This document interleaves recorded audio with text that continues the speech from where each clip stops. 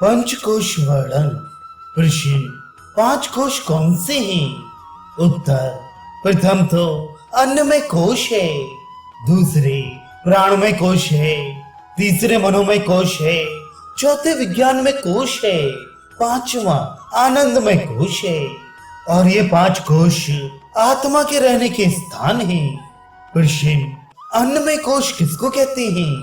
उत्तर, अन्न के रस से जो उत्पन्न हो और अन्न के रस से जिसकी वृद्धि हो और अन्न रूप पृथ्वी में जो लीन हो जाए उसको अन्नमय कोश कहते हैं, अर्थात स्थूल शरीर। प्रश्न, आपने जो कहा कि स्थूल शरीर अन्न के रस से उत्पन्न होता है और अन्न रस से बढ़ता है, सो किस प्रकार उत्पन्न होता और बढ़ता है?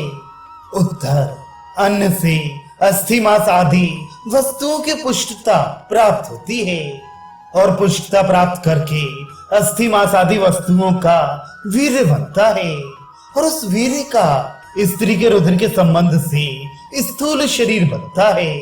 और वह वीर्य महा अशुद्ध है कि जिसके स्पर्श मात्र से ही स्नान की अपेक्षा होती है और ऐसी अशुद्ध वस्तु का बनकर के भी ऐसा विकार रूप है कि जिसमें कोई भी वस्तु शुद्ध नहीं, अर्थात अस्थि मांस रुधिर मज्जा आदि वस्तु विकार रूप हैं और मलमूत्र आदि से ऐसा पूर्ण है कि पखाने से भी अधिक, क्योंकि पखाना तो कुछ काल तक मलमूत्र से रहित भी हो जाता है, परंतु ये ऐसा है कि जिसमें थोड़ा बहुत मलमूत्र सदा ही भरा रहता है और फिर अनित्य है, अर्थात पल भर जिसके रहने का विश्वास नहीं है।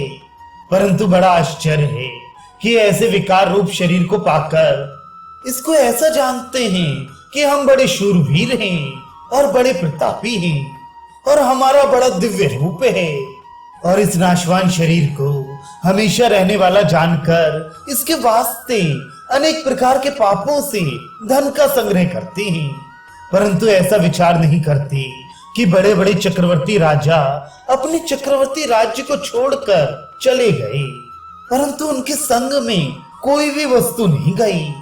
तो फिर मैं जो झूठ और कपट से धन को संग्रह करता हूँ, ये मेरे संग में कैसे जाएगा? इसलिए बड़ा आश्चर्य है कि विकार रूप अनित्य शरीर के वास्ते अनेक प्रकार के झगड़े ठानते हैं। और ये बहुत ही बड़ा आश्चर्य है कि जो पुरुष पदार्थों को विकार रूप और नाशवान जानते हैं और ऐसा कथन भी करते हैं कि शरीर आदि पदार्थ विकार रूप और नाशवान हैं, परंतु पदार्थों में से आसक्ता नहीं छोड़ते।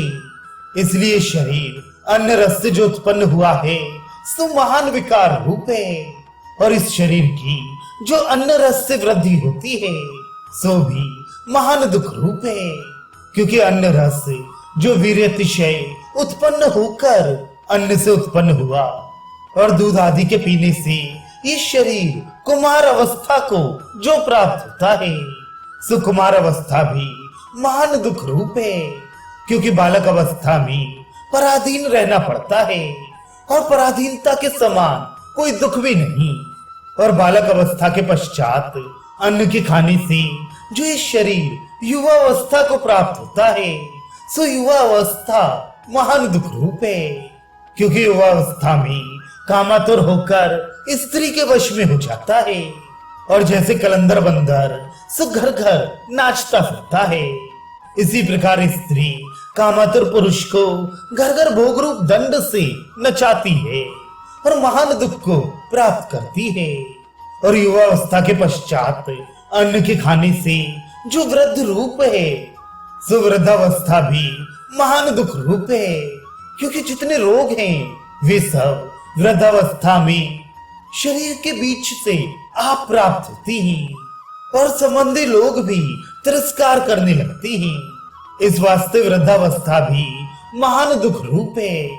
और जब शरीर छूटने लगता है उस वक्त एक तरफ तो यम के दूत आकर दुख देते हैं और इस तरफ स्त्री पुत्र आकर रोते हैं, और कोई वस्त्र अच्छा होता है और कोई अंगूठी भी हाथ में हो तो इन सब वस्तुओं को उतार लेते हैं और उल्टा ऐसा दुख देते हैं कि कहीं जो रखा रखाया धन हो तो उसको बताओ। इस प्रकार दोनों तरफ से महादुखी होकर शरीर को छोड़ देता है और ये शरीर अन्न रूप पृथ्वी में लीन हो जाता है। इस वास्ते स्थूल शरीर को अन्नमय कोश कहते हैं और दुबला होना, मोटा होना ये अन्नमय कोश का स्वभाव है। पुरुषिन, प्राणमय कोश किसको कहते हैं? उत्तर, प्राण आदि जो 5 वायु हैं और वाक आदि जो 5 कर्मेंद्रिय हैं, इन सबसे मिलकर जो बनता है उसको प्राणमय कोश कहते हैं। पुरुषिन, प्राण आदि वायु कौन सी हैं और इस शरीर में कहां पर रहती हैं और उनका स्वभाव क्या है? उत्तर, प्राण, अपान, समान, उदान और व्यान ये 5 प्राण वायु हैं और इस शरीर में प्राण का हृदय में निवास है और अपान वायु का गुदा में निवास है और समान वायु का नाभि में निवास है। उदान वायु का कंठ में निवास है और व्यान वायु का संपूर्ण शरीर में निवास है। ये 5 वायुओं के स्थान हैं और प्राण वायु जो हृदय में रहती है सो ऊपर को चला करती है और शब्द के स्वरूप को बनाना इसका स्वभाव है। और गुदा में जो अपान वायु है सो नीचे को चला करती है और मलमूत्र का त्याग करना उसका स्वभाव है।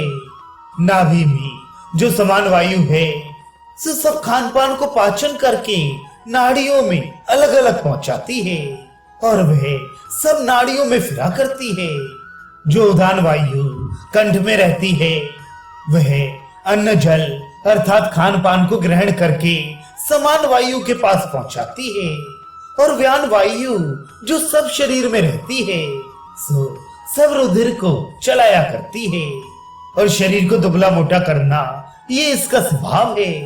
ये 5 वायु हैं और वाक, पाणी, पाद, पायु, उपस्थ ये 5 कर्मेंद्रिय और 5 प्राण, इन 10 को प्राणमय कोश कहते हैं। भूख प्यास प्राणमय कोश का स्वभाव है और ये प्राणमय कोश सब शरीरों का जीवन हेतु है क्योंकि शरीर में श्रवण इंद्रिय के ना रहने से बधिर हो जाता है और नेत्रों के ना रहने से अंधार हो जाता है, जिह्वा के ना रहने से गूंगा हो जाता है।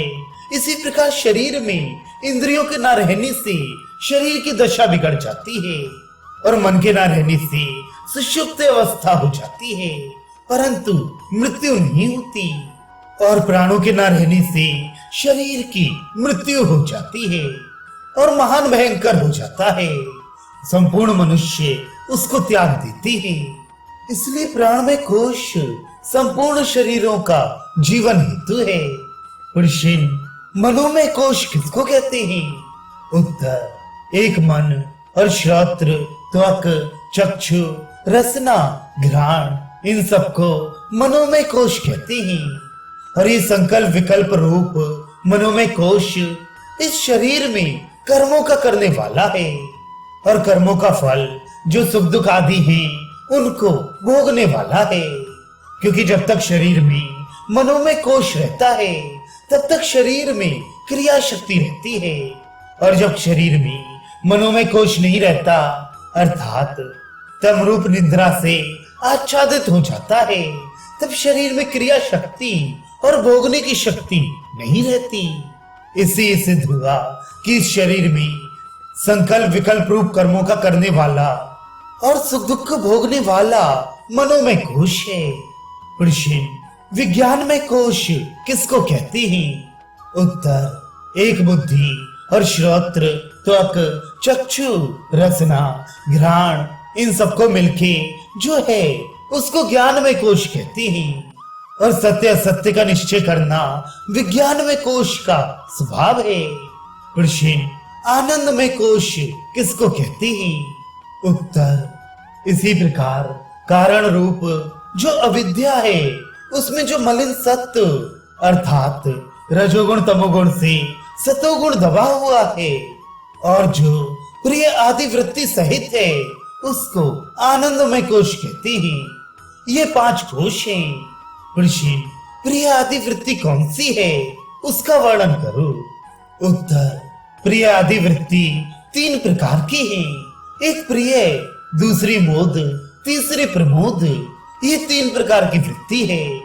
अविष्ट वस्तु के देखने से जो आनंद होता है उसको प्रिय कहते हैं, और अविष्ट वस्तु के प्राप्त होने से जो आनंद होता है उसको मोद कहते हैं, और अविष्ट वस्तु के भोगने से जो आनंद होता है उसको प्रमोद कहते हैं। ये प्रिय, मोद, प्रमोद 3 प्रकार की वृत्ति है। प्रश्न, आपने जो कहा कि आनंदमय कोश प्रिय आदि वृत्ति सहित है और सुषुप्त अवस्था में होता है, परंतु सुषुप्त अवस्था में प्रिय आदि वृत्ति नहीं हो सकती, क्योंकि सुषुप्त अवस्था प्रगाढ़ निद्रा को कहती है।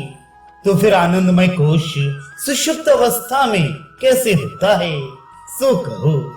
उत्तर, प्रिय आदि वृत्ति सुषुप्त अवस्था में अवश्य होती है, क्योंकि जिस समय पुरुष थकित हुआ आता है उस समय ऐसा चाहता है कि मेरे को ऐसी निद्रा आए कि जिसमें कुछ भी बोध ना रहे, और जो अभीष्ट वस्तु रूप निद्रा आती है तब उसको आते हुए देखकर जो आनंद होता है उसको प्रिय कहते हैं, और जो अभीष्ट वस्तु रूप निद्रा के प्राप्त होने से जो आनंद होता है उसको मोद कहते हैं, और अभीष्ट वस्तु रूप निद्रा के भोगने से जो आनंद होता है उसको प्रमोद कहते हैं। इस प्रकार सुषुप्त अवस्था में आनंदमय कोश प्रिय आदि वृत्ति सहित होता है। जो शुद्ध सच्चिदानंद स्वरूप आत्मा है सो इन 5 कोशों के संबंध से कोश रूप प्रतीत होता है। जैसे जो स्वच्छ मणि है सो नील वस्त्र के साथ संबंध होने से नीली प्रतीत होती है, और पीत वस्त्र के साथ संबंध होने से पीली प्रतीत होती है। और ऐसे ही जैसे वस्त्र के साथ संबंध होगा वह मणि वैसी वैसी प्रतीत होगी, परंतु वास्तव में मणि का स्वरूप शुद्ध है। इसी प्रकार आत्मा शुद्ध है।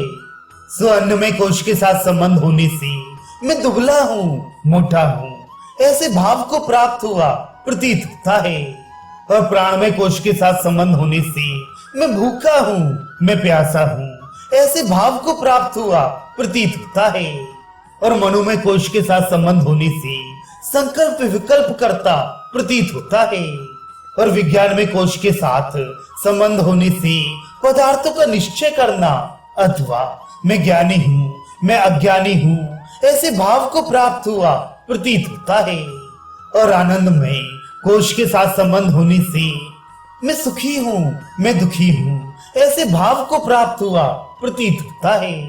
और वास्तव में तो आत्मा शुद्ध सच्चिदानंद स्वरूप है, परंतु कोशों के संबंध से कोश रूप प्रतीत होता है।